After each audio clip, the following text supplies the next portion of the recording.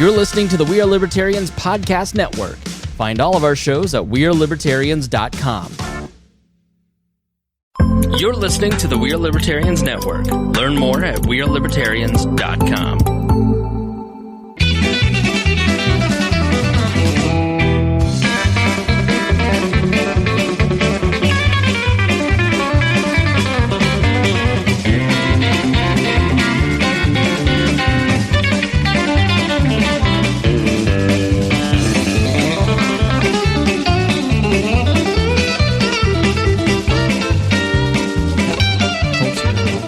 Welcome to the Boss Hog of Liberty podcast. This is episode number 100. Wow. And 89. Oh, I thought it was on the 100 show. That was a long time ago. Of East Antonio's favorite podcast, Suck It Juice in the Morning. Jeremiah Morrell. Today I'm joined by Jesse Riddle, producer Zach Burcham today, and my forever co-host, Dakota Davis. Today's episode, we are joined by Mr. Jesse Riddle. You may know him from Etsy.com if you've ever bought a sticker. Or that one Mexican restaurant. That's right. Los Charos. Or the obelisk talk about 4 weeks ago on this show.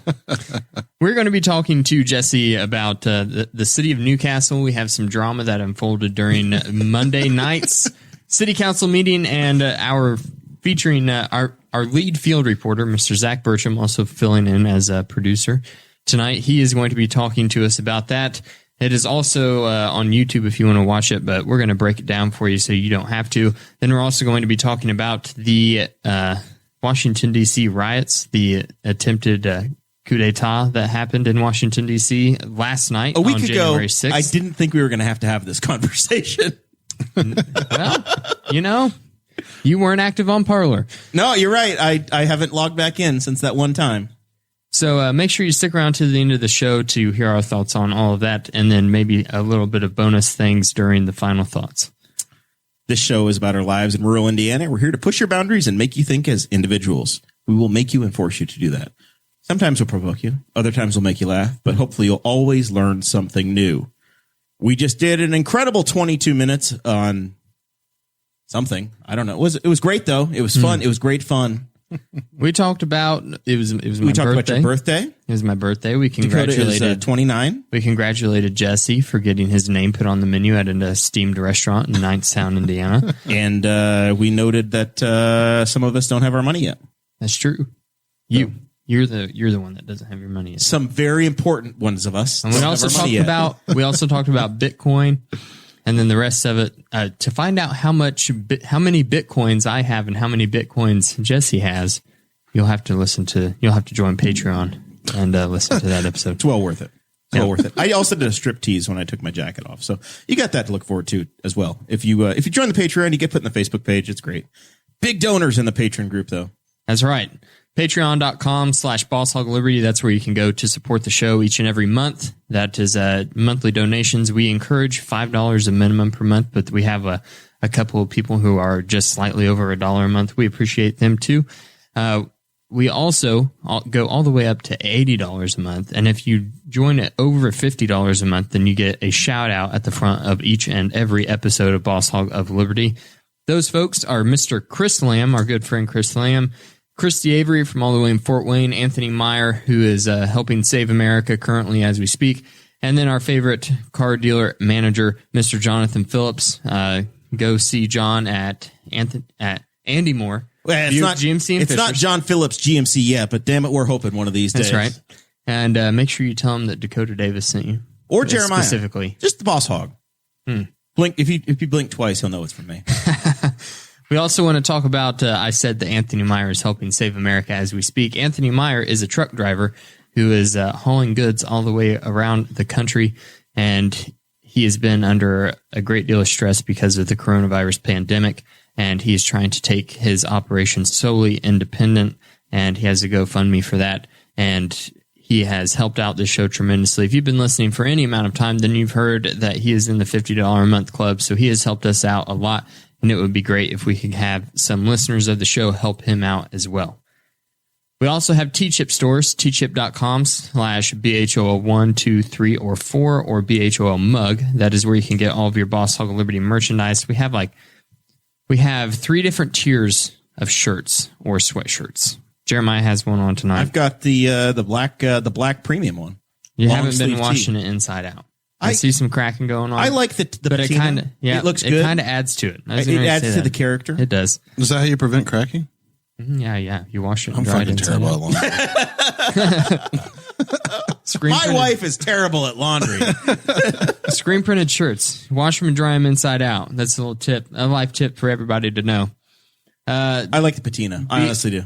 BHOL4, that is where you can get masks and neck gaiters. And then we also have BHOL mug. The mugs we have are color changing. So whenever you pour it looks like a regular black mug.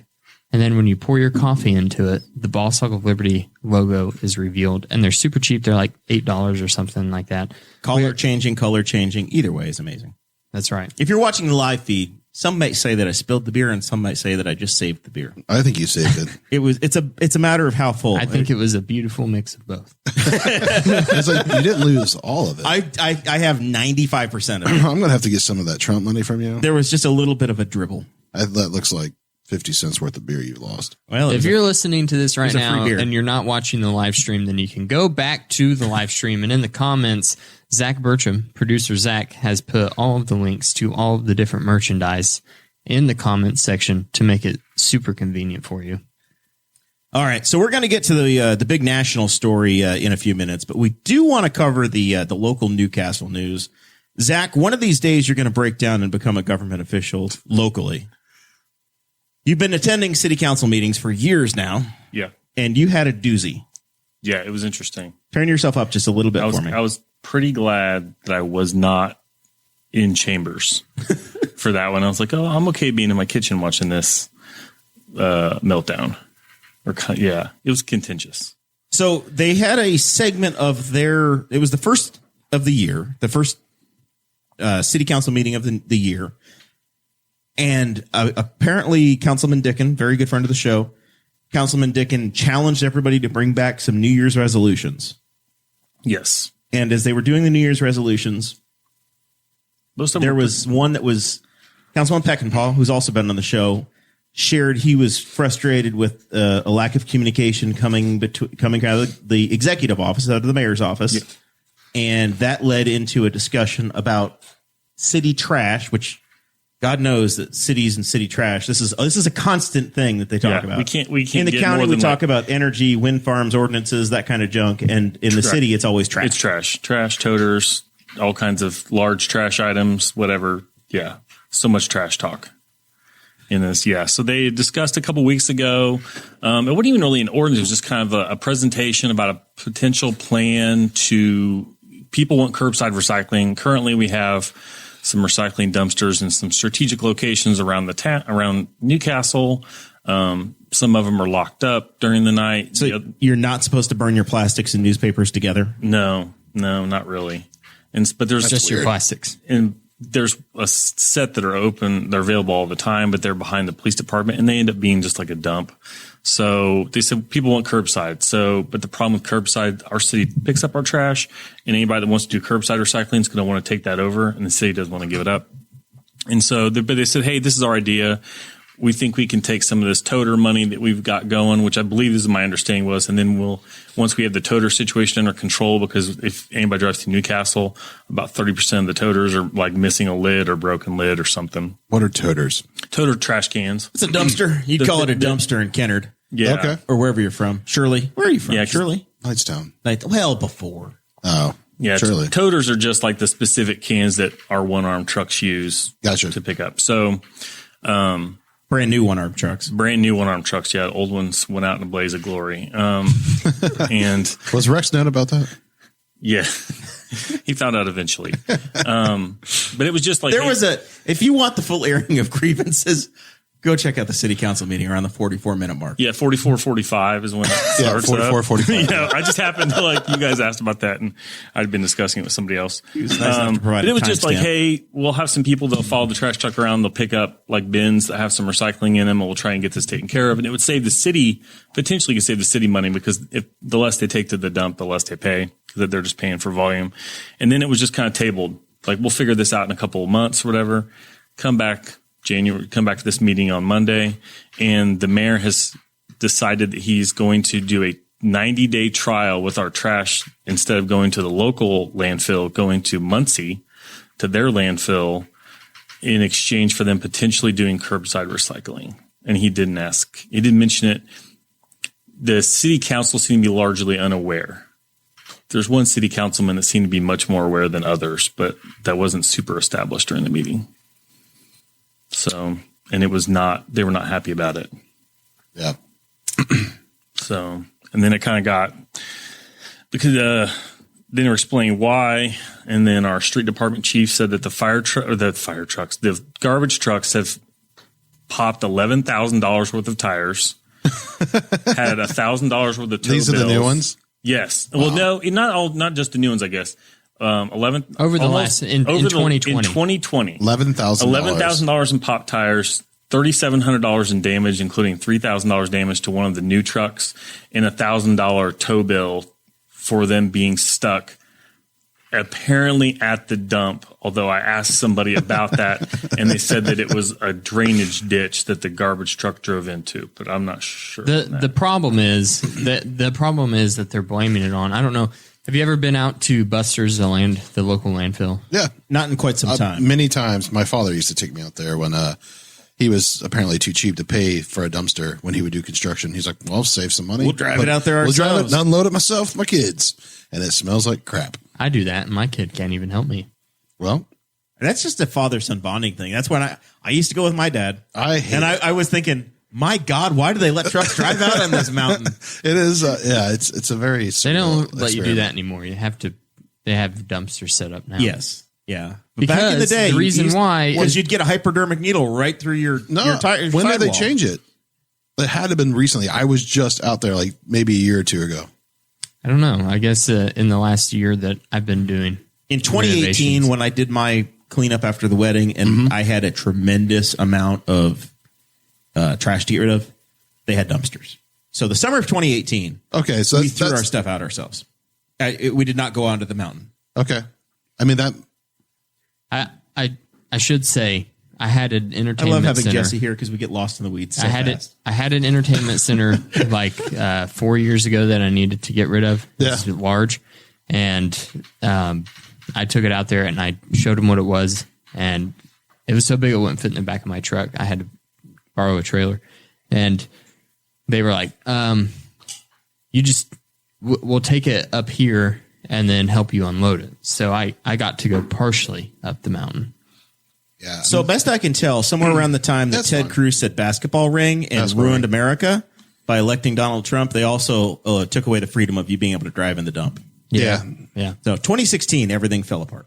It probably was like a longer time ago than I think, because like I don't think I was working when like it was like 2016. So. I think I just got armpit hair, actually, as he thinks about it, just like yesterday. One thing that was interesting to know It did suck, was people were saying, people might say, why can't Buster's take out recycling? Because they have on their sign that they offer recycling. I don't think they do. They do. And I love it. I don't think they do. This is they do. I pay for it. this Fats is versus volume. This is about the way the conversation went in the city council meeting too, because depending on who you talk to, who had talked to somebody at Buster's, whether or not they offered recycling or didn't offer recycling. maybe employees probably just saw the sign. Listen, if The problem is though that if the you want to recycling recycle it, we're going to charge you an extra $1 and we're going to put it in the same pile over there. Right. the problem with their recycling is that they only recycle cardboard, and that is if it is pre-sorted. And Not pizza boxes. And they just have a company from Indianapolis come and pick up the dumpster whenever it's full. Yeah. I'm going to say that 85% of the cardboard is Amazon boxes, and 40%, the remaining 40% of that is probably pizza boxes, and That they everything can't else take. is just random. That They can't even take cardboard boxes. Yeah, because it's soiled or whatever. But yeah, I mean, recycling just doesn't exist. Like people don't even understand that. So, I mean, Well, it does exist. It doesn't but- even exist anymore because China has totally shut down all recyclable material as being delivered to Right, the we country. can't even ship our plastics over there anymore. So, Right. like, it's people don't understand the recycling. And some of it's so kind of much gone. winning. Some of it's kind of gone to Malaysia, but Malaysia's rethinking that whole business. The Yeah, problem it's not is good. that it pollutes everything in the countries that take it, Right. And they make barely any money. Well, that's the government loses money because then they have to go back through and clean up the pollution. Right. Well, that's why like these e-waste days, right? Like that's what they're Talks doing. away day. They're just taking it, they're putting it in trucks, and they ship it to the docks, and then they put them in cargo containers, and they ship it across seas for kids to sort through. It goes away. And you're like, yeah, just throw that over here. It's not going to get solved until we pollute our own shit. So But now we're polluting Delaware County instead of Henry County. Right. Maybe it's a win. well, it's kind of the same model, and Yeah. the Delaware County deserves it. Screw you, Muncie. I mean, it's just going. Why are we as- in the trash as business at all? I live 5 doors down from the city, and I pay busters, and they left me a dumpster, and I pay them directly. Well, I think I've calculated and it goes. this, and it's you guys get a significantly better deal on trash than we do. Like the city does. Yeah, but they have to argue about it constantly. No, I know. But I just paid my dumpster bill today or yesterday with Big B. Yeah. And like $54 for 3 months. 56 It's every like 3. $200 and some dollars. Yeah, $200 and some dollars. You can pay it ahead of time. You don't have to do it. They have an online website, which county governments usually don't. Or not county governments, city governments. City of Newcastle does. You can pay your water but bill online. On you the guys have line. like 20,000 population. So, but yeah, I don't. So The I have city to mail government, checks on and behalf of the citizens of the city, is collectively bargaining on behalf of the citizens. Yeah. And I think there was an issue. I remember this being a thing, like recycling and stuff with the whole Three River water people, because Three Rivers, yeah. that was what Knightstown's recycling was through for a while. And then they're like, yeah, we're not doing that anymore. And the same thing, people are not, they're throwing whatever they want in there. Yeah. We'll tie a little bit of a bow on this conversation, going back to the city county meeting. Oh, yeah. Or sorry. the city council meeting, and the city attorney, Joel Harvey, did say his legal opinion as the city attorney was that the mayor can make the deal, the 90-day deal. Yeah. So there was nothing that was outside the bounds of his authority. He said to do that. He said this falls under the classification of a service that the city provides. Therefore, it falls under the authority of the Board of Works, which basically the mayor has full legal authority over. Right. So he didn't have to notify the council. Thing is that The council to be is transparent, essentially the voice of the people. They Right. represent individual wards, and the council's concern is what do I do here? Like what's happening? They don't feel like they're being utilized. and that's something that we've talked about this a lot with Mayor York in the 3.5 years that we've done this show, is a complete and total lack of transparency from the executive branch of Newcastle government. That's the way executive branches work. That's just the way they're designed. Yeah, I think the city council's issue was that multiple times they'll get calls from citizens asking about stuff and they don't know about it. Like it's gone through the grapevine of the general public. Our friend Aaron Dickens said Yeah, that people think he's joking when he says that he's the last one to know things, but he's being completely serious. Rex Peckinpah said that he had no idea that the freaking city works building had burnt to the ground, and the mayor had been there for like 3 hours. That's why what I like to do is when I'm driving around town and I see a water main break in somebody's ward, I just tag him on Facebook and saying, paging Jeff Hancock, you're needed on Midway Drive. There is a water main break. Clean up on Midway. To be fair, that would be a more efficient system. It would be like eventually, like people adopted it. Like it would be much faster, but whatever. Rex continuously said that Mayor York was a terrible leader. He did. His exact words. That's a quote. If I don't even care if you live in Newcastle, because I don't. And watching that, You don't was have to be a great piece It was of comedy. exhilarating. It was a great I piece loved of it. comedy. It was great to watch people like Rex just go, well, Mayor York or whatever, going, I am the leader. I am the leader. And Rex go, you're not a leader. You're terrible. like Seinfeld. Like it was like, you're terrible. It was so good. But I think I loved it. What's really funny though is like, I mean, communication, like we were talking, I guess, before even we went live for the Patreon users, which you all should join, was that like there's different types of people, right? Obviously.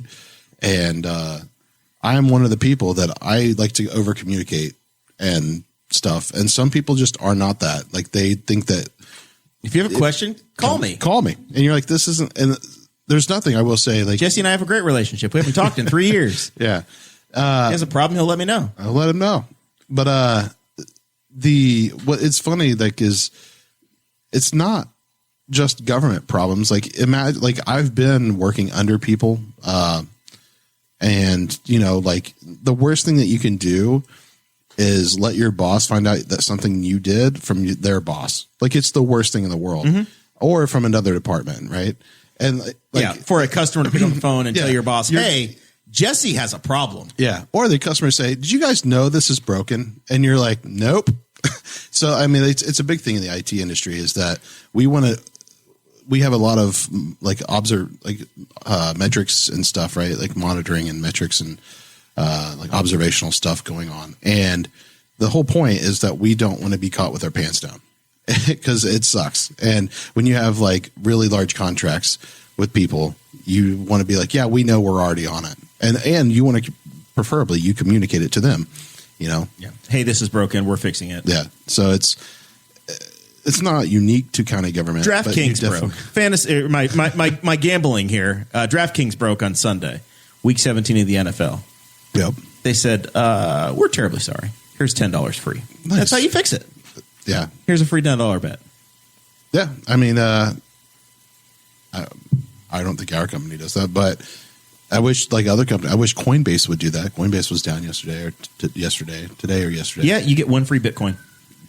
It'd be a lottery. A lottery for one customer will be awarded a free Bitcoin. The valuation of it from 2012. Yeah. Here's $3. Oh man. All right. Let's. Is that everything we needed to cover on that front, producer Zachary? Yeah, I think so. I just recommend watching it. Anybody watch CNN yesterday? No. I watched many channels yesterday. I watched Twitter feeds yesterday, CNN, Fox. I watched InfoWars. I watched my mom's Snapchat story. Yes. I love my mother so much. So she has a knack for going to a concert and recording the entire concert and putting it on her Snap story. Joyce, she's that you gotta person. stop doing that. She's that person. Listen, Audrey and my parents and I went to Chicago. We saw Joe Bonamassa in concert. If you've never heard of Joe Bonamassa, you need to look him up because I think he's the greatest guitar player of the 21st century. And we were sitting in the auditorium that he was playing in, the theater, and it was just filled with boomers taking videos on their cell phones. They're not even watching the concert. And the thing about, like, I don't know if you've ever watched old videos of... If you put it on Snapchat, it's gone the next day. Unless you save the story. These are baby boomers. They're full on live streaming to Facebook.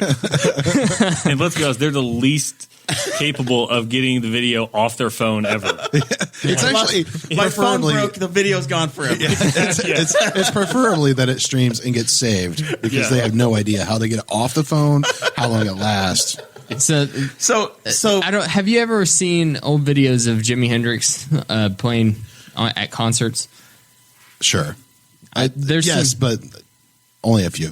There's some really good ones if anyone's interested that are in like 1080p HD because they were recorded on 35 millimeter, and those are really cool.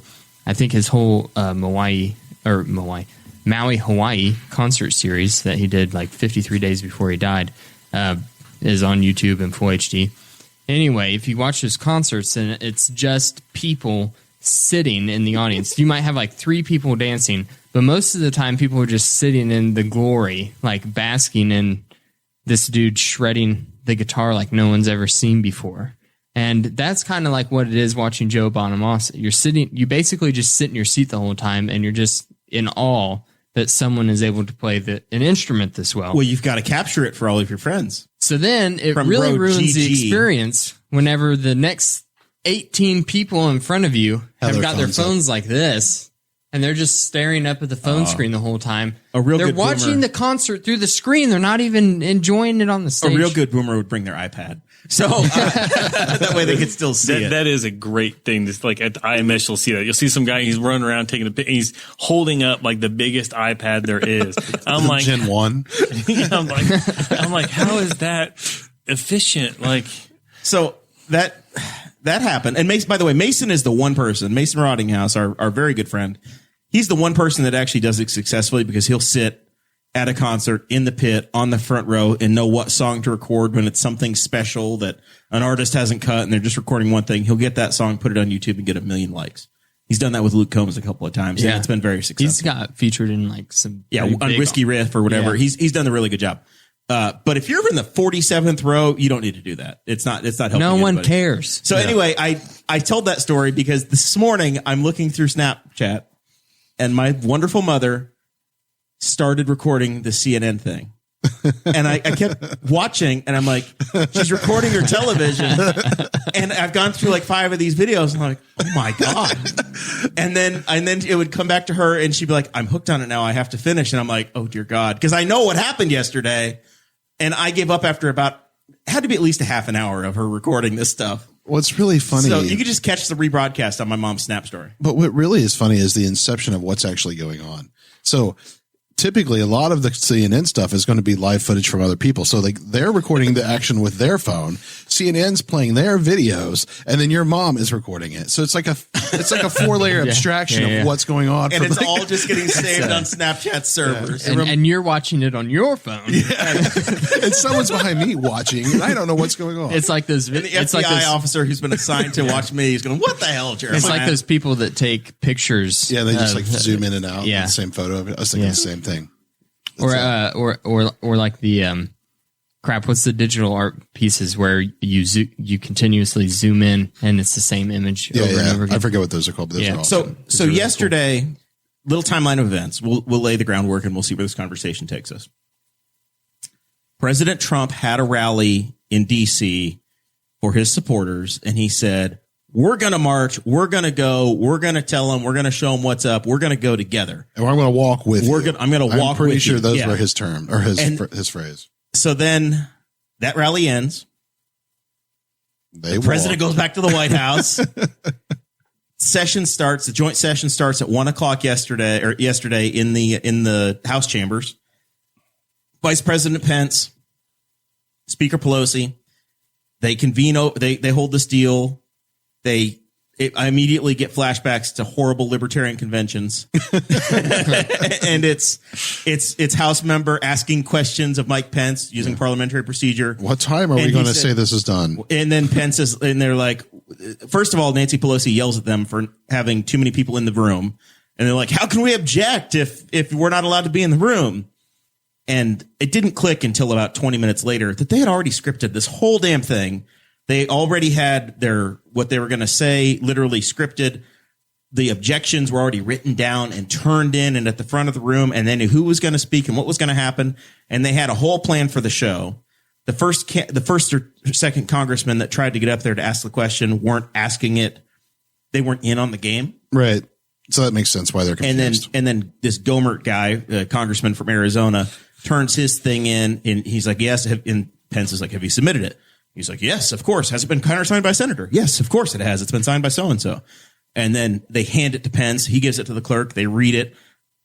And this is all on my mom's Snapchat. You can see every bit of this. This is all there. I got to see it a second time. Great. So this all happens. They retire to their separate chambers. And I'm like, this was all theater. Because I was immediately going, I can't wait to see Mike Pence actually have to fight this out and lead all these wayward, crazy congressmen. And I realized it was only one or two of them because there's a Facebook status that I put out there saying, I can't wait to see Pence call somebody dilatory. They're dragging this out. They're being, right. And Pence is having to wrangle the wild. And then it took this turn where they all went back to their chambers. The Senate had to go debate for 2 hours. The House had to go debate for 2 hours. As this is happening, the protesters have now arrived from the rally and they're at the steps of the Capitol building. In the protest, Donald Trump, in the rally, Donald Trump got up and he said, we won this bigly. It was huge by huge numbers. We won. And you guys know it. We're not going to let them do this. We're not going to let them take this away from us. And he said the same message he's been preaching since the election, that they've stolen the election. In 2016. He's been saying this since the election in 2016. And he said, we won. This is a sham. And he said, we're going to march on Washington. Yep. and I'm going to lead you in the march on Washington. Everyone starts going crazy. They're cheering. They're so happy. Then Trump got back in his limo and he went back home. Do you think he wanted to go with them and the Secret Service said you can't? Or do you think he was just going to go watch it? That's exactly where I was going. I honestly think that Trump wanted that. I think that Trump wanted that picture to be plastered all over Twitter to him. Have you guys seen the pictures of whenever Alex Jones has led rallies? Oh, yeah. Where he's like, he's got his chest puffed out on that super male vitality. Yeah, super male vitality. And he's like walking like this with a swagger. And then there's like a bunch of people carrying flags behind him. I think that Trump wanted to be Alex Jones. He wanted to go out on the That's how jealous he is. riding the white horse. He wanted to be. Somebody bring me my Arabian. He wanted to be marching in the front. But see, Trump has already put the Secret Service through so much hell these past 4 years, just like with these off the cuff rallies, and they've had to figure out security. Riding around in limos. They finally were like, sir, it's not going to happen. Too dangerous. You can't lead these hundreds of thousands, because there were so many people. They're armed. Yeah. They're wearing Viking helmets. So Trump's like, fine, whatever, and he just goes back home. But he's probably very But he upset. doesn't tell the people, hey, yeah. mission's off. It's just like, no, I love you. None of the Trump supporters got that memo. Right? Secret Service never told them. Yeah, well, they didn't ask. That's Right. They should have called. They If you have a question, just call.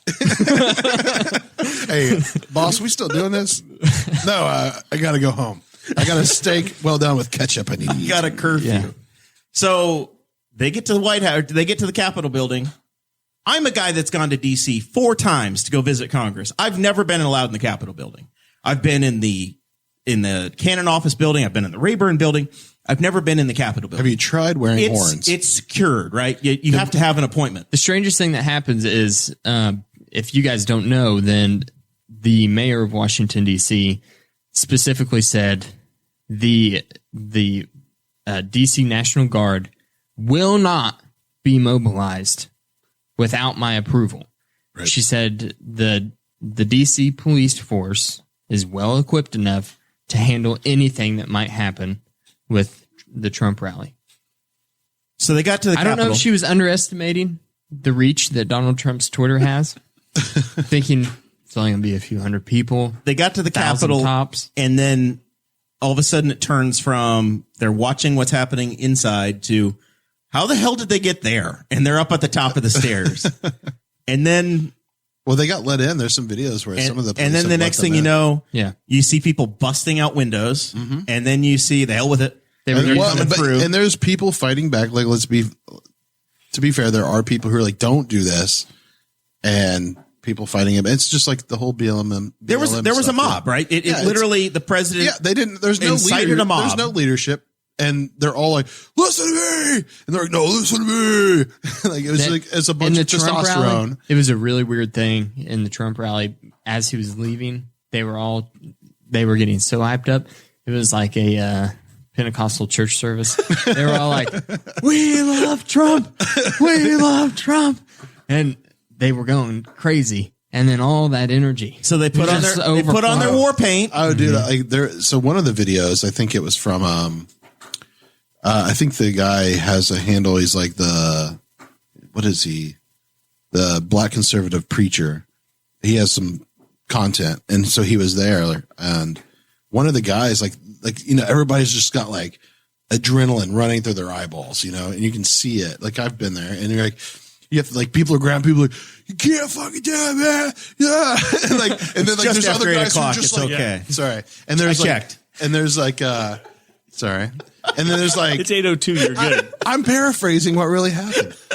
But, and then there are, I see this guy get grabbed and he's just like, he's so amped and like, he's just like shaking. He's like, and you're like, dude, calm. And that's what the guy's saying, like way louder, like calm down. And it's just like, you can't, right? Who knows what they've been drinking or whatever, like before then probably. So, And so many of them are armed. About 2 o'clock, it turns into a military, into a coup. And you start having these visuals of people trying to climb walls. Apparently walls don't work. Shocking. Because you see the people climbing over the walls, and then the visuals start coming out of, oh my God, they're in statutory hall. With, and there's some guy with they're on scaffolding. Yeah. And then they're on the scaffolding that's being built for the Biden election that he technically hadn't won yet because they haven't voted on it. Or the inauguration of whomever, I suppose. And then the visuals start to get truly incredible, where the pictures of dystopian. Some dude is standing at the speaker's podium that Mike Pence was just at an hour ago.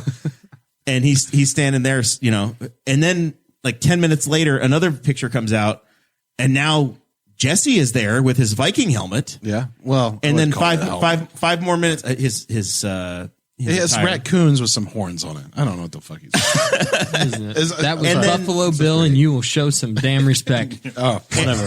And then I checked the internet, and apparently he's an actor. He's a crisis actor. He shows up at all these things. Actor. Well, yes, he's Antifa. Yes. He's QAnon. Although QAnon brought him. Yes. He got on the bus. He is QAnon. Yeah. Well, he's QAnon Q shaman or QAnon shaman. Like he's like they're like he's like there's a post where he's like I can be your shaman for $33.33. So and then my favorite picture of the entire day came out where there's the picture of the speaker's lectern. Yeah, and the guy's just he has the face. I'm like wanting to Photoshop my face on it with like just a fucking case of beer. I'm just like, because that's the face I made. He's waving. It's total chaos, but he's staying in the ropes. Do you know who he looks like? Is Chip Murray, Gaines, as everybody says. He looks like Murray from Flight of the Conchords. Never. Don't know who those are. That is a deep cut, my friend.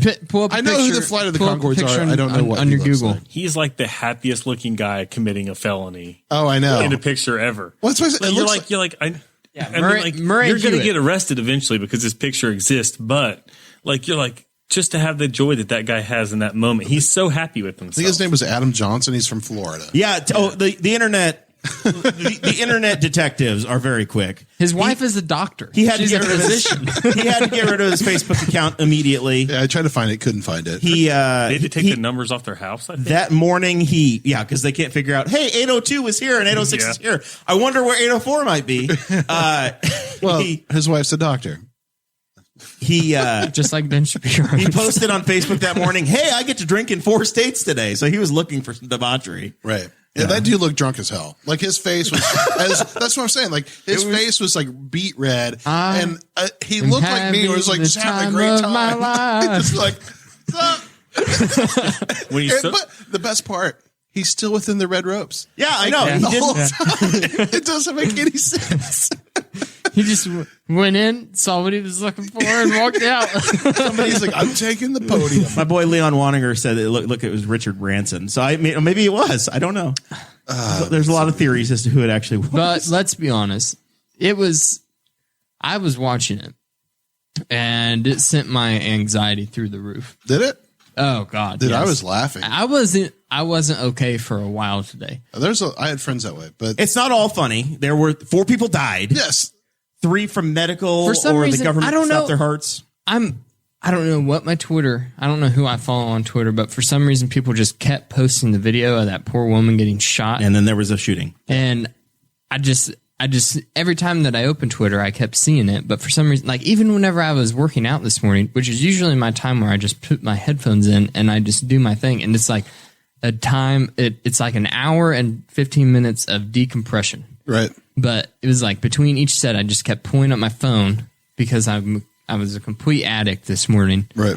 And I just had me all kind of frazzled for until like 1 p.m. this afternoon. Because it's just the sheer amount. You were of chaos. frazzled until you finally made the show notes and said it's going to be okay. Yeah. Yeah, it was just the sheer amount. It was just because I listened to the Alex Jones show today, and he said that there's still hope. Well, maybe you should start with stop listening to Alex Jones. I actually listen to Alex Jones. This is for real. I do listen to him. I used to listen to him. You used to have the InfoWars sticker on your car 15 years ago, Jesse. No, but 10 years ago. It's at this point. It was on your red Chevy. For things like this, it's for the. Don't you lie to me. We know it. It's for the value of going, how can I feel what the mindset was of the people that stormed the Capitol? I just feel like it was like a lot of drunken debauchery. Like, and I then think there's that it was- and rage, but like and adrenaline. But I think it was rage, adrenaline, and the desire to do nothing but create a chaotic moment. Yeah. There was no plan. They had no plan. They weren't going in there to say, we're going to accomplish getting Trump back in office and blocking Joe Biden. They were going with Trump so that he could have the power he needed, and then he stood them up at the altar. Yeah. I wonder if there were people that stormed the Capitol thinking Trump's already in. Trump's already in there. He's in there. Well, because they're idiots. But He's it's very kicking possible. Mike Pence's ass right now. It's WWE because he's been in there too. He's got him in like a turnbuckle. He's just beating him down. I wonder if there were people that were in the Capitol thinking that was going on. Probably 33% of them in the chamber, in the Senate chamber. Yeah, there's a couple, like one of the more other kind of, I was working and just tried to keep working and not pay too much attention to it. Did that work? Yeah. I mean, I was not able to do that. Trying to work for the federal government while the Capitol is burning. Yeah, I'm waiting for an email saying, "Don't worry, guys, you're going to be at work tomorrow. It doesn't matter what happened at the Capitol today." But then you saw the other picture that was like this a bit disturbing was the picture where they'd shove something. I think it's the House chamber against the door, and there's 3 plainclothes Capitol police officers staying there with guns drawn, aimed at the door. And there's faces sticking through the door and all the glass is broken out. And you're like, these officers are very concerned about the well-being of, and there's a picture of a guy, and you don't know what side who's on, but he actually looks like he's serious. He's completely covered black gear, and he's got a gun on his hip, and he's got big zip ties. Yeah, he's the one that was trying to take the custody of people. Yeah, and you're like, that guy's got a plan for something. He's got a plan. A lot of these people didn't. There was in this man's defense, in my everyday carry backpack, I also have zip tie handcuffs. No, these things were like, they were straight up like big. He had the big like police issue. Like you could figure eight like a strong man's wrist for these things. They were like, he's an idiot. They make zip tie handcuffs. Well, he doesn't want to draw suspicion by ordering those directly to his house. There were another picture that was very notable was somebody that was rappelling one-handed off the mezzanine level into the House chamber. I didn't see that. One-handed, hanging down, dropping down. It looked like something out of National Lampoon's Christmas Vacation. Yeah, and that's why I wasn't anxious. Like, I would have been more anxious if like they all showed up like to the nines in gear and looked like they had a plan. Like then I'd be like, well, this is a real coup for real. What I was like, worried this about, is like planned out. Yeah, but the government isn't that building anyway, right? No, it's not. But that's where the people are, right? That's why they're there. They're there to, again, they were there take because hostages the president incited a mob and caused a riot. Right. What I was worried about the whole time, because I get off work at 3, so like you were ready. I'm off work and like this is all going down, and I can sit there and watch it. And Jackson takes a nap at like 2:30, so it's like nap time. House is quiet. I just sat there and was absorbing it all, and all I was thinking about was, first of all, I saw the woman get shot. That was a horrible situation, and then I've thought, dear God, someone's got a bomb planted somewhere. One of these lunatics has gone in there, planted a bomb, and we're going to see somebody was arrested with like 9 Molotov cocktails. Yeah, they're in their truck. We're going to see hundreds of people die, and a very important historical place in our nation's capital is going to be destroyed in a way that it hasn't been since 1812. That's what was going through my mind the whole time. And then like this morning was, whenever I was anxious about it, was just like the leftover feeling of that and being like, what damage has this done to our social institutions and the tradition of the transfer of power in our country? By 8 o'clock or so last evening, they resecured the building. Congress came back in, and they took the business of the day back up again. Yep. And the challenges continued, but apparently, probably with the coup cost them some votes. So I know our senator Mike Braun, not a single senator went back on Georgia or Pennsylvania. So Arizona and Pennsylvania were the two states that actually did get a challenge and got a signature on them. Michigan did not, and some others. Michigan and Georgia. Pennsylvania and Arizona did, which would have been 31 electoral votes. Not enough. Even if both of those had magically been removed from the Biden column and dropped into the Trump bucket, that would have still been 6 votes short, and he would have still had 276 votes and still been elected president. Right. Joe Biden would have. Yeah, mathematically, it doesn't pencil out. It wouldn't have worked. They would have still needed to find a magical way to move a third. They'd have to look at more of the things to find more ballots in Pelosi's office that left over in her desk as they were shuffling through there. There's a picture of a man who's sitting with his feet up on her desk. Yeah, he's arrested, I believe now. He took a piece of her mail. One of the 52 people. I don't even think it was real mail. It had her name like in cursive on the right hand. It was like a piece of stationery. Yeah, that's called franking. If you're a congresswoman, you can sign your name in the top right, and it gets there. Oh, well, that's what she did. Those are called franking privileges. And as a congressman, you don't need stamps anymore. You just sign your name. How do we there. sign up for that so I can do that with my business? Yeah, ship them. Yeah, I use like franking from Congress. Here we go. Yeah, it's free. It's free postage. Get elected to Congress. Yeah, it's legitimately what they do. They just sign their name, and it's legal postage, and it goes. There were 52 people arrested due to the activities yesterday. Mr. Joe Tompkins is also in our chat correcting us. He said that 5 people died. There was a Capitol police officer that passed away from his injuries today. That's unfortunate. Just a couple hours ago. There were 14 officers that were arrested in total. Injured. Yeah, injured. Sorry. Did I say arrested? Yes. That might still happen. The verdict is still and depending upon what webpage you read. So there were a couple of the 52 people, or there was one person in particular of the 52 people arrested. He is the president of the Traditionalist Workers' Party, which is a National Socialist organization, and he lives in Morgan County, Indiana. Nice.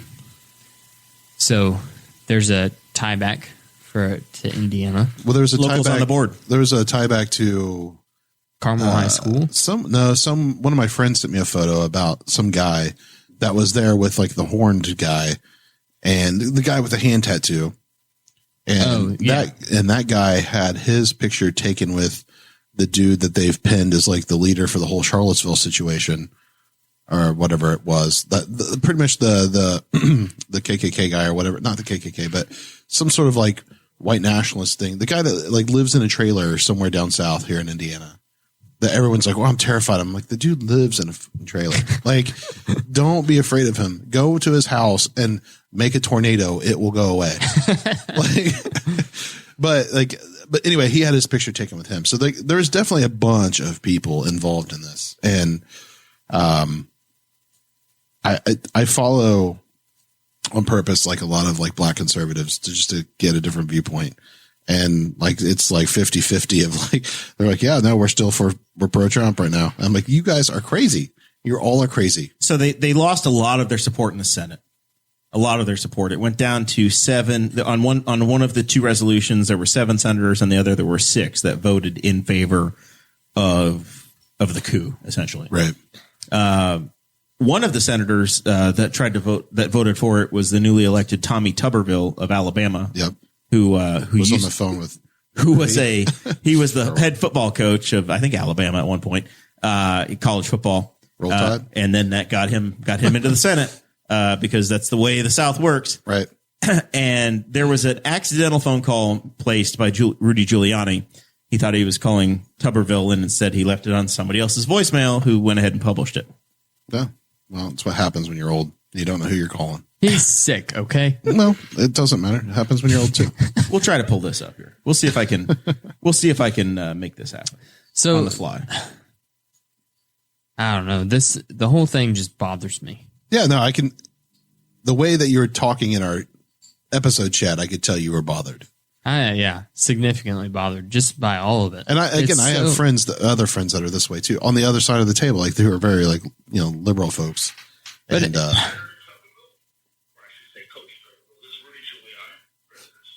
I don't know where you're. I'm trying to play this. Well, you need I to think find it's a on way the bottom. Yeah, they're on the bottom. You need to put it directly on the microphone. Efforting. No, nope, on the bottom. The bottom there. Put it straight into the microphone, Jeremiah. I don't know which side it comes. The bottom, on the like this, on right here, like this. Is that live? Yeah. They're trying to rush this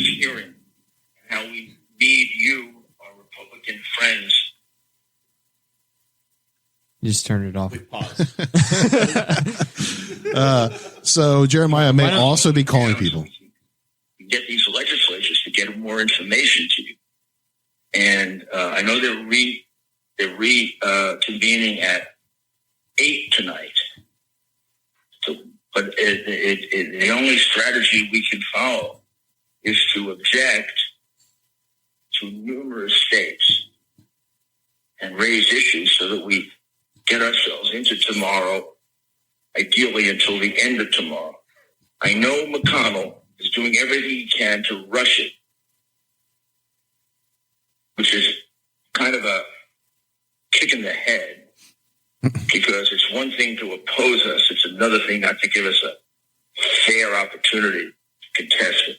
He wants to try to get it down to only 3 states that we contest, whether there are 10 states that we contest, not 3.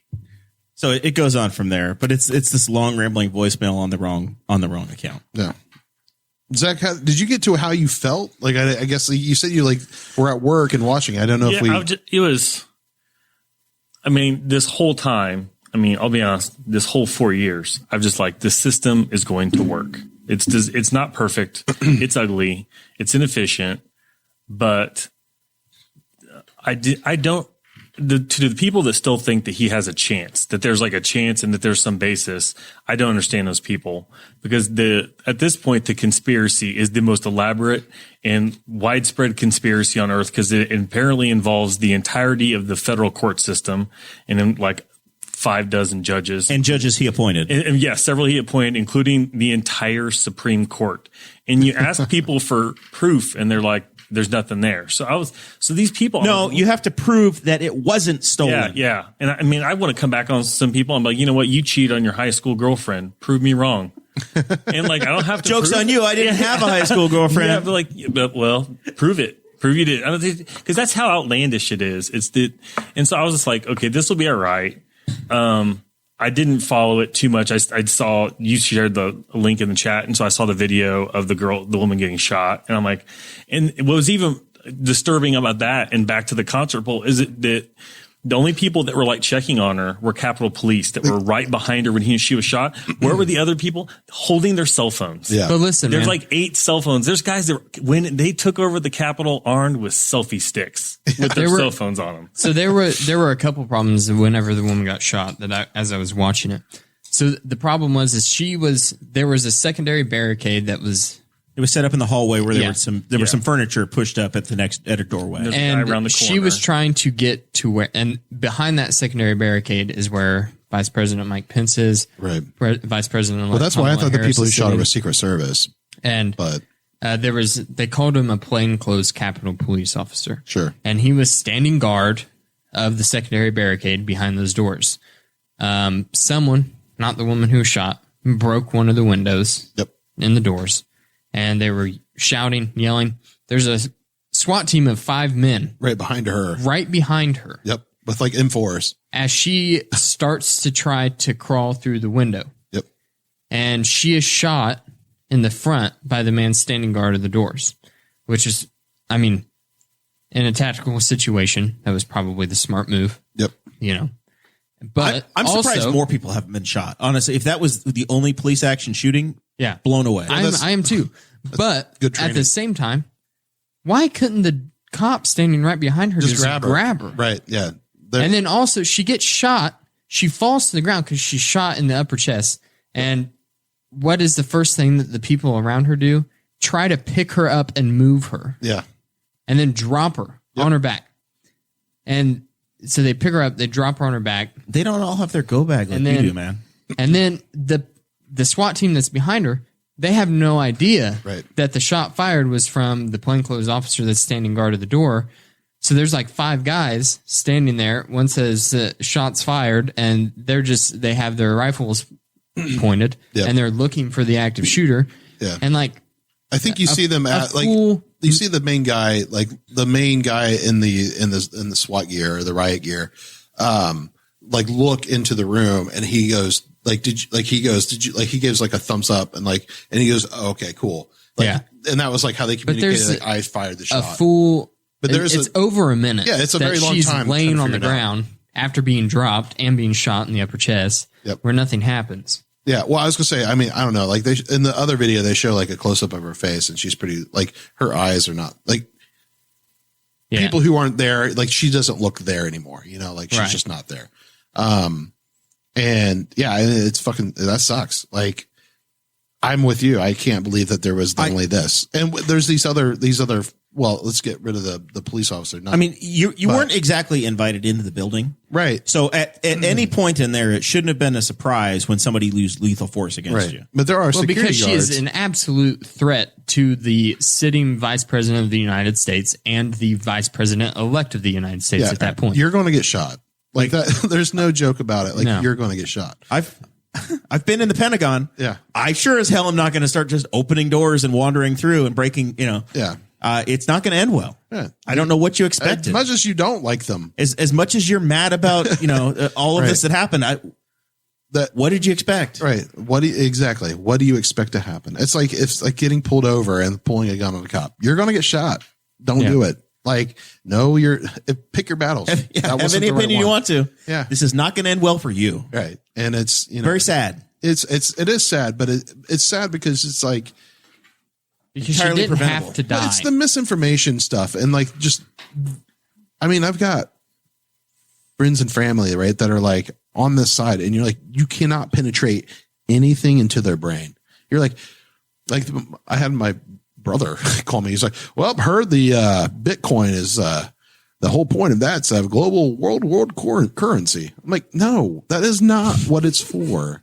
Like it's actually not owned by anyone. Isn't even possible. I know. Because the whole premise of it is decentralization. But yeah, but you can't talk logic to these people. They won't. So I'm just like, yeah, right on, man. Well, cool. And hope you're doing well.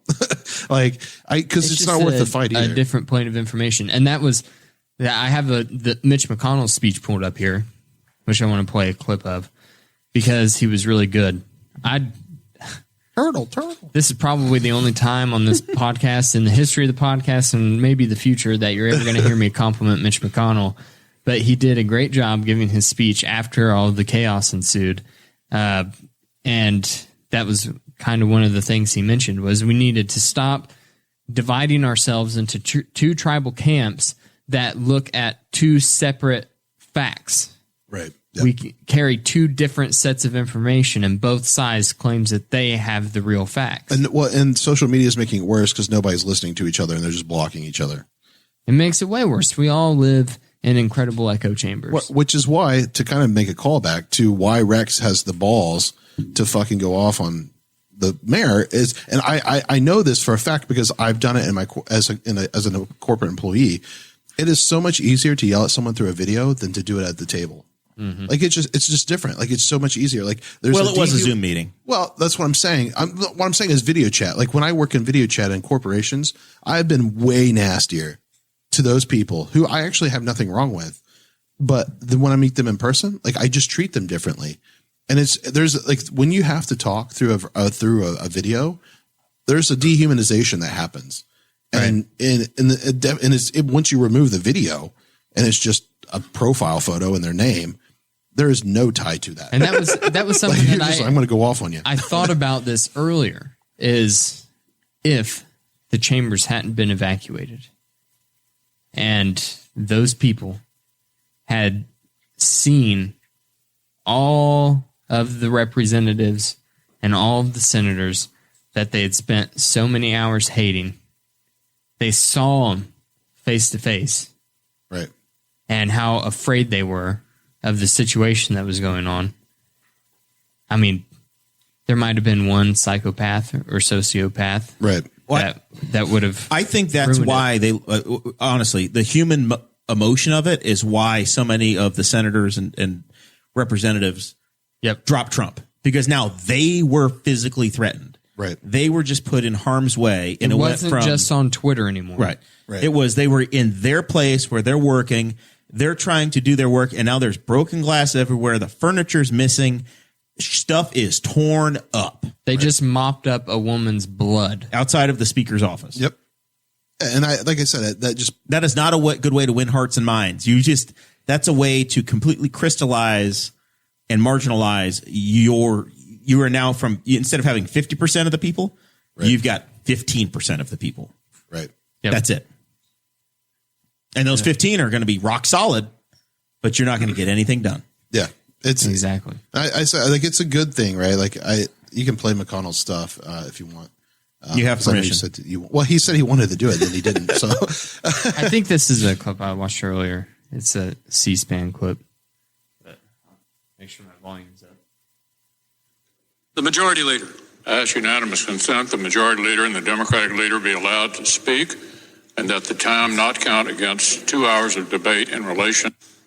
Special rules for me, but not for thee. I want to say to the American people, there we go.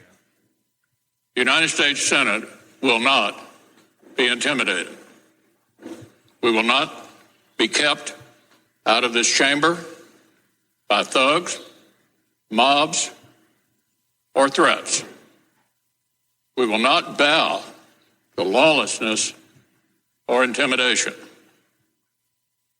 We are back at our posts. We will discharge our duty under the Constitution and for our nation. And we're going to do it tonight. This afternoon, Congress began the process of honoring the will of the American people and counting the Electoral College votes. We've fulfilled this solemn duty every 4 years for more than 2 centuries. Whether our nation's been at war or at peace, under all manner of threats, even during an ongoing armed rebellion and the Civil War, the clockwork of our democracy has carried on. So you get the gist of it. Yeah. He's not exactly a fast, inspirational speaker. No.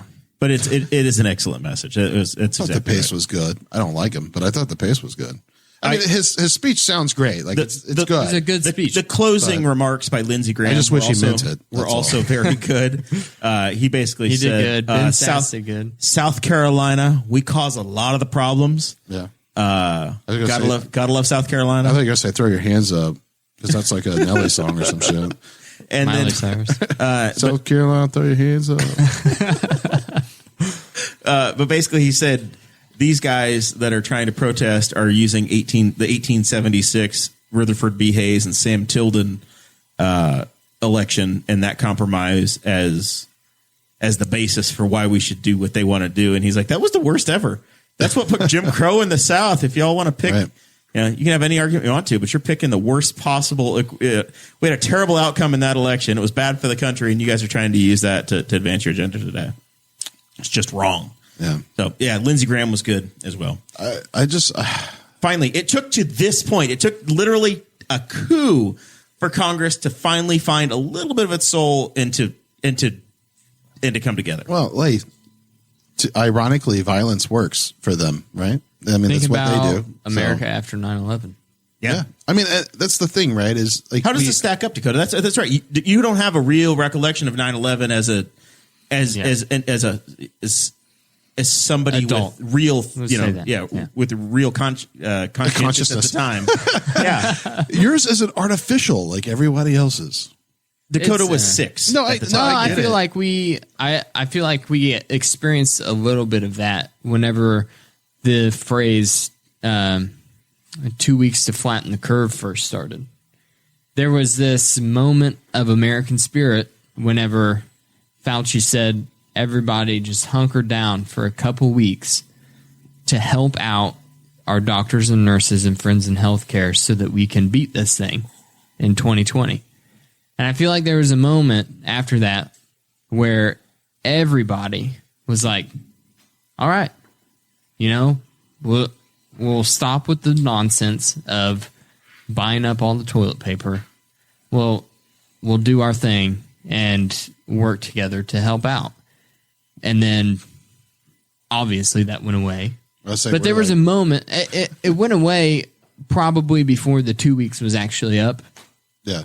But when it was apparent that 2 weeks is going to turn into 2 months, and now maybe 2 weeks. Well, I was going to say we're 40 some weeks into flattening the curve. So this was at 7:40 p.m. This was about the Capitol Police officer that had died. This came breaking news: U.S. Capitol Police officer has been taken off life support died after being hit in the head with a fire extinguisher by a rioter. Yeah. Well, remember, if he loses, they were just going to go to their jobs and not complain. That was what they said. Yeah. But here's the problem. Some of them said that. They didn't all make that promise. Yeah. Well, clearly. Well, it did after he lost. Right. But the problem is He that never said he lost. he never said exactly. He finally kind of acknowledged it today. I saw Todd Yeah, Young. That's what it took. Yeah, he said, he promises a peaceful transition. on January 20th. Yeah. But in between now and the 20th, who knows what's up? I saw a video of Todd Young out with the protesters trying to tell him that, like, I sympathize with what you guys are saying. I don't disagree with what you guys feel has happened, but when I go in there, my job is to certify the vote. Actually, I'm very glad you said that. My opinion doesn't matter. And you know what? When it comes to the law, our opinions don't matter. The law matters. Opinions don't matter. The law matters. I value your opinion. I actually share your concerns. I share your conviction that President Trump should remain president. I share that conviction. Yes. The law matters with us. I share that conviction. But the law matters. It doesn't matter what the Good job, Todd. Trying to talk logic to idiots. Under God. I took an oath. Do we still take that seriously in this country? I do. Did you hear That woman has her shirt up. Did you hear It's unreal that this he said the man in the crowd that said it doesn't matter to the Democrats also said, and what, you don't think Ted Cruz did? And you look, and if you see that video, it's not like he's pleading. Yeah, he knows.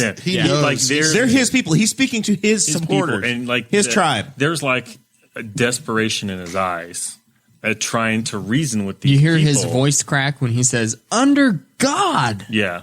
It's in like, yeah, I mean, it's horrible it took yesterday for people to be like, whoa. That was before the violence. That was yesterday morning. But even he's meeting these people and he must see like there's something going on. He tries to reason. He's going out to talk them down in some regard, I guess. And Mike Braun went out and talked to him too, and it was a very different conversation. It was, here's some red meat. Let's go. The title of this episode, if you've seen it on the live stream, I don't know what Jeremiah's going to title it yesterday, but I said episode 189 of Jesse Riddle, Newcastle drama, and the worst day in American political history. Oh, I don't know.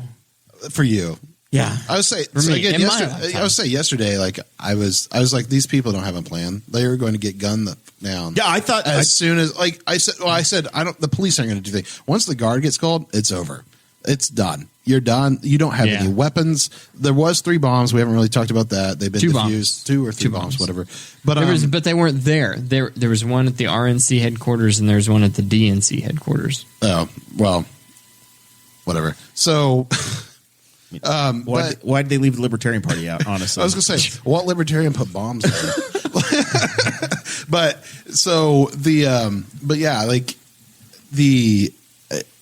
I was like, these people, like, first off, I just know them. Like, we live around them. They are idiots. And they don't know how to do anything. They don't even know how to take care of themselves half the time. So it's like, they're going to walk in there and then like watching the videos and they're just arguing amongst themselves. They're going to loot. Because here's the problem, right? And I'm kind of this way. I'm very anti-authoritarian, right? If you put a bunch of anti-authoritarian people together, nothing gets done. The anti-authoritarian needs to be the leader, and then everybody else can be the sheep. But you can't put a bunch of hierarchy. You can't put a bunch of wolves. Is what you're saying? There has to be hierarchy. Is natural order. It's up to us, people like myself who don't like it, to create my own following and like or whatever, or do it myself and not have a following. It doesn't matter. You need like an authoritarian, anti-authoritarian person, like, right? Because somebody needs to take charge. Well, the thing is, for me, right? Yeah, they had a guy in charge, Donald Trump, and he was going to lead them into battle, right. And instead he went home. Well, but anyway, my point being is that, like, you have these characteristics all put together, and they don't know what to do. They don't have a plan because they're fueled on like adrenaline, and they're literally they can't decide what they want to do. And when you have that, my point being is when you have that, and you go up against trained professional shooters, Oh, yeah, you're no dead chance. meat. It's not going. And the Capitol Police, whatever, some of them did a great job. There were some who were like, I remember watching the people walk through the red rope and having the same thought. Why are they obeying that rule? Of all the rules, you're walking between the red ropes. It's like a social experiment. Yeah, exactly. Well, because here's the thing: they're all suckers and followers. But there's two Capitol policemen, and they're just walking beside him, like giggling and laughing, and you're like, "What is going on?" And then At some point, they probably got orders of, don't let them hurt anybody. Right. Let's let it burn itself out. There were orders of stand down. So, and I think that's the right thing to do. And I've told my friends that who are like, we need to put the guillotines in the street. I'm like, yeah, that's how you fucking create terrorists. Yeah. So don't, whatever actions happen, they need to be non-lethal, and you need to just put them in jail. It's like, once you kill 1, 2 or more, you are going to spawn the worst monster you've ever created. It's already happened with Ashley Babbitt. If you look at right-wing Twitter, Ashley Babbitt is the woman that was shot by the Capitol Police.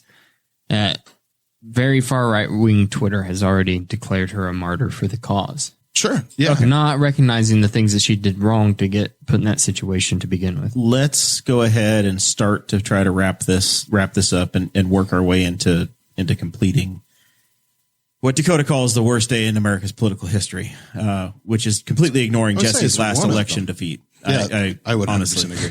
That was definitely the worst day. That was the worst day in Henry County political history. I would say the world. I would say the world. Jesse lost. I lost. It was terrible. I put my heart and soul in that race. Blood, sweat, and tears. I think the presidency is too powerful. We shouldn't care this much. Well, no, that was people got upset. The imperial presidency needs to end, and it shouldn't matter in your life, Dakota, if it's Biden or Trump, right. And we should just move on. And I went to the pub to let the whole thing blow over, Simon Pegg, and it was like, and people are in there, and I'm like, yeah, like, some people are going to show up because they're upset, and I'm like, they're like, well, how could you not be? I'm like, because I don't give a shit about the presidency. I was like, fuck DC. I don't care about it. I really don't care about it. I was like, because it really, outside of them robbing me, they do nothing for me. And like they're like, I don't know how to compute that, like, they are continuing social traditions and social institutions that have helped shape your life into what it is. And continue on the trajectory of somewhat normalcy. I would say the folklore that the presidency matters has done that. Yes. No, I'm not talking about the presidency. The peaceful transfer of power is important to me. Well, it is power. Right. That is very important. I don't want people storming the courthouse when I win, like, or lose, right? I'm going to be like, well, you guys are idiots. Shut up. We'll just do it again next year. You didn't even show up when I wanted to go door to door. Get out of here. like, cause they won't do it. They'll be like, well, I'm busy, man. I got to eat a sandwich, watch a football game. They don't care. They don't care about politics. No one cares. They just local politics. But people they have halo effect and they just get drawn to it, like lights or whatever, moths to flames or whatever. But you're like, they have that blue check mark, so they're celebrities. It's because they got bombarded with it on a daily basis. Oh yeah, no, yeah, exactly. And so again, it seems like it matters a lot. And I forget if it was in our chat or someone, but someone's like, the only really person laughing today is Putin. I was like, guaranteed. He is loving this. So the other, what would have been 3-inch type in every newspaper has become, it didn't even make the paper, but 2 Senate seats were selected yesterday. Yep. The Democrats defeated the 2 Republicans, what the hell's her name? Loeffler and Purdue both lost. Getting 2 new Democrat senators from Georgia. It's 50-50 now. And it's going to be 50-50. So you're going to have a new majority leader. However, there are 2 very conservative Democrats. So I don't think we're completely in line for pure socialism coming your way. We don't necessarily have to worry about doing away with the filibuster and also packing the courts. Kirsten Sinema and Joe Manchin are there, West Virginia and Arizona senators. So I think you're going to still have some reasonableness in Congress. It's going to be okay. The thing to worry about, though, you just showed your true colors there. Yeah, it's going to be. It's not going to be. We're going to be fine. I'm like, who's we? You're not going to have massive changes. It's going to be fine. Going to be okay. Life as you knew it 5 years ago is still probably going to be. That's what they Except said. you might get a 2 little years bit, ago. a little decorum. I think the GOP, and this is the final thing Dakota wanted to talk about in the notes, is the GOP just completely gutted now in this. I think the fracture that's happening is solidified now. Like we've talked about a fracture. When President Trump got elected, we've talked about this fracture. There were never Trumpers, and then they all had to shut up for 4 years. Yep. And Ted Cruz is one of them. Well, we literally, I think at the time we were, so what's happened during the Trump reign or whatever you want to call it is that we have gotten the Freedom Caucus out of it. I think the Freedom Caucus will eventually grow. But I think the fracturing that we've seen in the GOP, I think that's solidified now. I think the people who were scared straight, were like, oh, this is real. And yeah, we have to start separating ourselves from the people. Even if we agree on 50% of it out of spite, no, like try to banish them and get rid of them.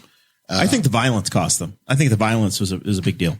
No, I think it did. But I'm with kind of like what he's talking about. I think like that woman getting shot is not good. Like when it happened, I was like, yeah, well, you just created a complete terrorist organization. Good job. Dan Crenshaw, Texas congressman, Navy SEAL, one eye. He made these gigantic series of advertisements trying to elect fellow Republicans in Texas in 2020, where it was like Save Texas was the theme. Yep. And it was all about just supporting the party. And then yesterday, during the madness, he sent out a tweet that literally just said, "Stop this bullshit now." Yep. Yeah. Rand did the same I think thing. that's the mood of the sane side. Yep. And Rand was there. Like Rand said some stuff that I really liked yesterday. But pretty much like, I'm on your side or whatever on like, we need to, the elections are, I'm not going to use the word rig because I don't think the rig is the right word, but they're not rigged, but we know that there's voter fraud. Yeah. How much we don't know, and they should probably look into it. And I said, again, my point, I think in the chat was, I don't think there's ever enough that's going to cause a presidency to flip. Mm-hmm. But your local elections definitely can be rigged. It can be thrown by 1 or 2 votes. Like it can happen. I've seen it. And that is where it matters. And once we have to create some better integrity into our elections and get rid of this nonsense that first off, it just takes too long. Like we've been done voting for months. Well, not in Georgia. Well, sure. But the runoff race, but yeah, anyway, I hope what comes out of this and the kind of like Rand said is like, I understand being upset, but resorting to violence is not the answer. Right. And that's kind of why we're all here, but you need to channel that energy and anger into productive work. And that is, how do we build more elections that have better integrity? And he used different phrasing, but that's really what he's getting at. And electoral integrity, I think is probably what he said, but producer Zach, we've reached that time in the show where we have to do final thoughts. What do you say? Yeah, I mean, I'll roll off what Jesse was saying. I think, yeah, they need to work on. I don't mind a patchwork system of electoral, like kind of state to state thing, because I think if you centralize that too much, then it makes it too easy to mess with. But if it's like, it'd take a lot of work to figure out how to hack like a bunch of different states. But yeah, the thing that's kind of seems to be the balance with that is to make them secure without limiting access, because that seems to be the thing that it appears. If you listen to Democrats, they'll tell you that every time you're securing an election, you're making it harder to vote. It shouldn't be harder. You can make things more secure without being harder. But yeah, it's just been an interesting week. Let's hope. I mean, I saw a funny post yesterday, one of the few funny posts that said, I reject after my free 7-day trial of 2021, I want to return it and get a new one. It's like it's like 2021 is not looking. So hopefully things can calm down. And I hope that at least yesterday maybe it'll be a turning point, and that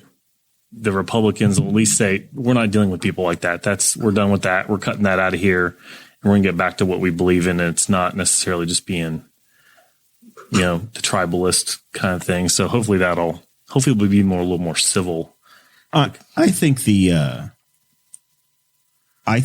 January 21st is the day 2021 starts. Yeah. After the the Trump era is over. That's when we're actually starting. It's kind of like your 2021. fiscal year in businesses. Yeah, Like, yeah. it's That's just what we're observing it starting in January. You have new leadership, and in the United States, 2021 starts January 21st. That's when we're. Are you okay?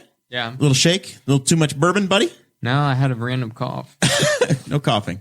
Riddle, You're not alled to cough in 2021. Snuck up on me so fast I didn't even have a chance to cover I was my like, mouth. he had a seizure. Everybody. That's another carryover. From 2020. No coffee until you're vaccinated. Jesse, what you got? Final thoughts. Yep. Yeah. Buy some stuff from you on Etsy, right? No. I mean, if you want to, go for it. What's your Etsy shop name? Naked Viking 32. I really don't remember. I need to change it. I think on the last show I talked about like a nerd squirrel was going to be something I'm doing a venture on. I want to like. Jesse works at the speed of smell. He has ideas, but getting them out there. I work a full-time job and I drink. So in between those two things, I get work done. He's a Bill Gates, but he needs a Steve Ballmer. Well, I am the Steve Ballmer, because he was the one that, anyway, there's a whole IT joke about the Ballmer curve if you're not aware of it. But yeah. But anyway, Nerd. The final thoughts are, I highly recommend trading in some of your Federal Reserve notes, definitely based on the episodes of yesterday, and hedging your bets on the Federal Reserve note and buy something in cryptocurrency. Bitcoin is still a great option. You might lose some in this year, but going on, it'll still be a good gamble for you. I guarantee you. You would rather have cryptocurrency than owning companies. No. Or property. I mean, I'm like, that's the, because literally, if you have stocks or mutual funds, you'd rather have cryptocurrency than that? No, it's a hedge. So I didn't take all of my IRAs and move them into crypto, but I still, to hedge right now, there are hedge managers and stuff and some other financial like investors who are like 5 to 10% of your investments should be there.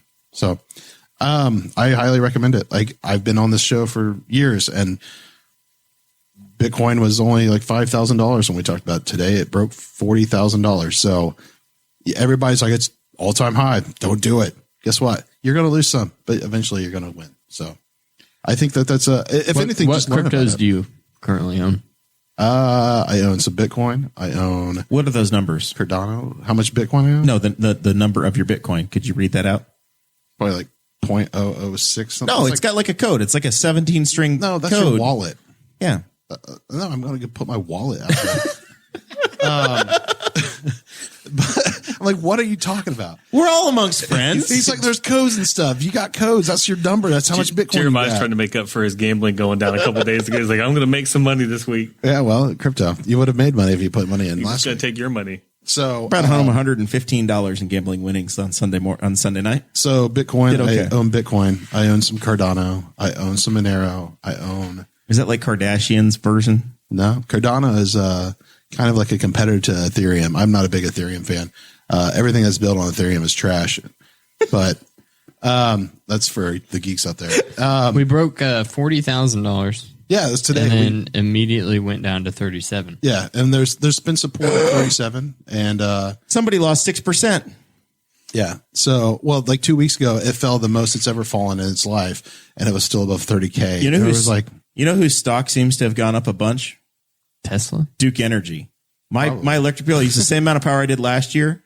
Went from a $300 bill to a $400 bill in January. Who knows if the stock went up that much, though? But yeah, Well, they're frittering away the money then. Another crypto I own. I wasn't done listing my portfolio. If you don't, but anyway, a bunch of other like miscellaneous stuff. But I would say I do have 103 Doge, and that's how much I own. I used to own. So those are like 40 grand a piece. 103 Doge. 103 Doge. Are you serious? Like grains of salt. Yeah. That's like, what is that, $1? $2. It was like $2.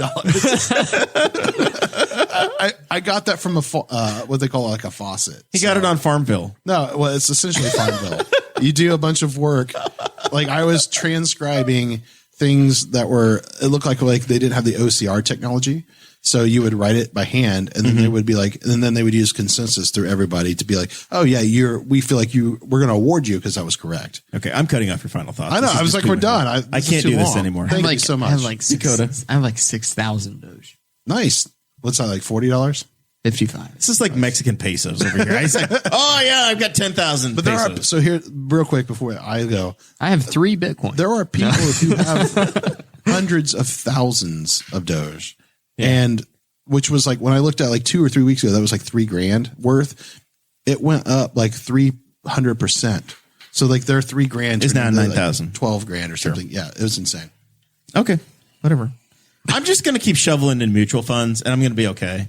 I'm going to make 10 or do that as 12,000, 10 or 12% a year, and I'm going to be fine. And I wish you all the best. I wish that I had thrown my entire 401k at Tesla.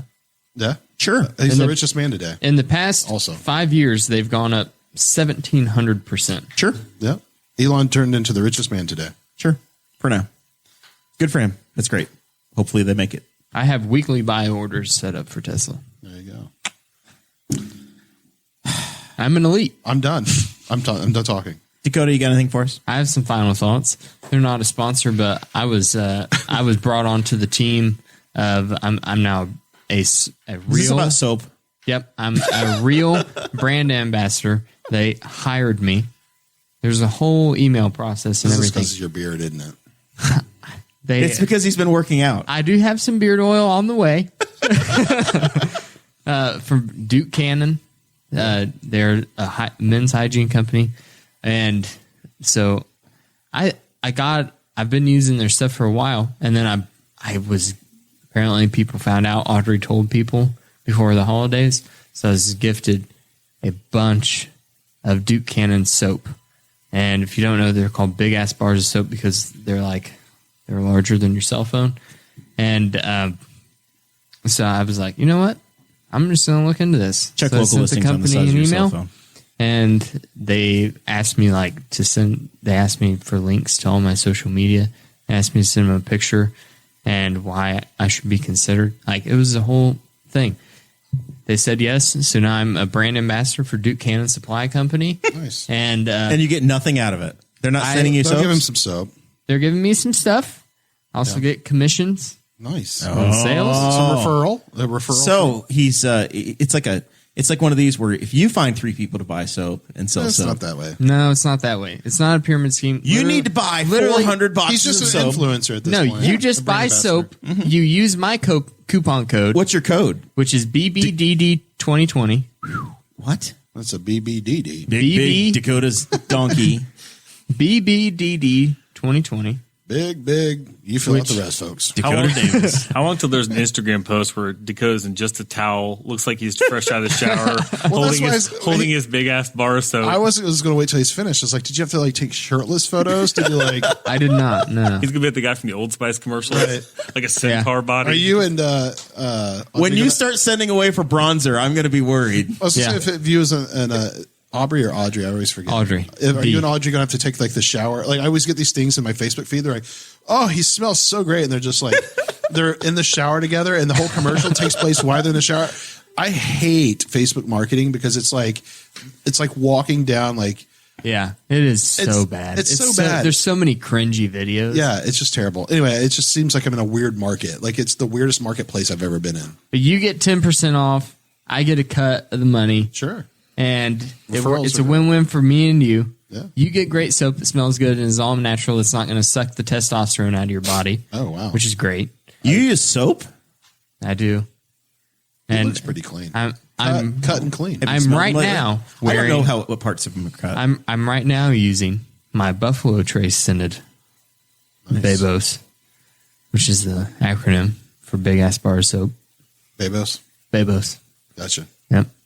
So, what about that whiskey? We bought it. You got it on the Christmas episode. How is it? You've been Do you working want on to it give all- me my rating? Yeah, I want to know. Apparently, it is an infinity bottle, meaning that it never ends because I've made 3 pours out of this, and it just still looks like it's full. I just keep adding water to it. What brand is it? It's Indiana whiskey. Okay, cool.